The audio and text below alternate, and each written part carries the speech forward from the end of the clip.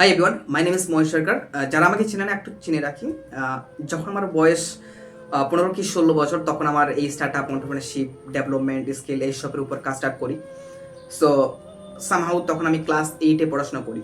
ওকে, so এই দীর্ঘদিনের অভিজ্ঞতায়, প্রায় 4-5 বছরের অভিজ্ঞতায় আমার রাজ্যবাসীর কাছে, এই রাজ্যের কাছে এবং মাননীয় মুখ্যমন্ত্রীর কাছে কিছু আমার আবদার জানাতে চাই। কিছু কিছু জিনিস আমাদের ইমপ্রুভ করলে হয়তো বা আরও আমরা বেটার কিছু করতে পারবো। সো যেহেতু আমি এই সেক্টরে কাজ করছি, অন্টারপ্রেনারশিপ বিজনেস স্কিল, সো এমন কিছু জিনিস আছে যেগুলো ইমপ্রুভ করলে হয়তো বা আমরা আরও বেটার কিছু আউটপুট দিতে পারবো। নাম্বার ওয়ান, আমরা যে এডুকেশন সিস্টেমে পড়াশোনা করি, like class 1 to class 10 and 12, ওকে, যে এডুকেশন সিস্টেমের সাবজেক্ট আছে সেই সাবজেক্টের পাশাপাশি স্কিল ডেভেলপমেন্টের উপর একটা সাবজেক্ট দেওয়া উচিত। Not like a subject, like practical, নতুন কিছু আবিষ্কার করা, নতুন কিছু আইওটি ডিভাইস তৈরি করা, অ্যাপ তৈরি করা, ওয়েবসাইট তৈরি করা, নতুন কিছু থিঙ্কিং, নতুন কিছু ইনোভেশন, সেরকম একটা সাবজেক্ট দেওয়া উচিত।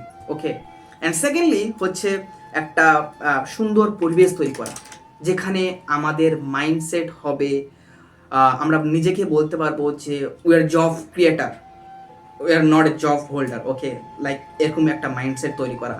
So like entrepreneurship. Okay, and thirdly যেটা হচ্ছে, আমরা যারা অন্টারপ্রেনারশিপ বিজনেস করি, আমাদের কাছে কিন্তু গাইডলাইন নেই।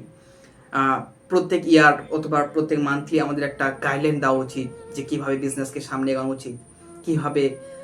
আমি জানি আমাদের ওয়েস্ট বেঙ্গলে অনেক কিছু ইভেন্ট হয়, বাট আমার অনেক ফ্রেন্ড সার্কেল আছে ব্যাঙ্গালোরে, তারা প্রত্যেক দিন ইভেন্ট করে, এভরিডে ইভেন্ট করে।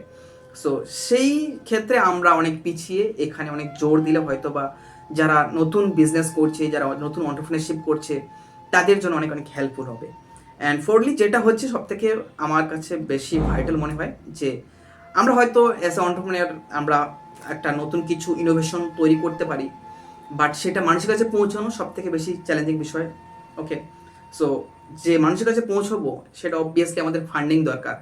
সো আমার মনে হয় না যে এই কন্যাশ্রী, যুবশ্রী, রূপশ্রী আর অনেক কিছু আছে, সেইগুলো যদি দেওয়ার পাশাপাশি যদি আমাদের ফান্ডিংয়ের উপর কোনো ব্যবস্থা করতো, যারা নতুন কিছু তৈরি করছে, অন্টারপ্রেনারশিপ করছে, তো এখান থেকে আমাদের মনে হয় অনেক কিছু ইমপ্রুভ করতে পারবো, বা অনেক কিছু আপডেট হবে আমাদের এই এই এই বাংলা ইন্ডাস্ট্রি।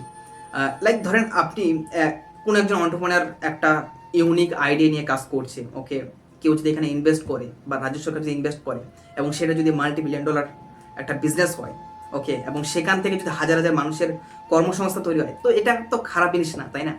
সো এখানে একটু জোর দেওয়া উচিত।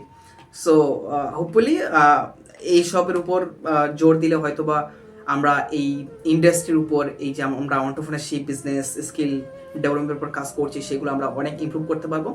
এবং আমার কথার মধ্যে কোনো ভুল ত্রুটি হয়ে থাকলে ক্ষমা দৃষ্টিতে দেখবেন। সো ধন্যবাদ সবাইকে।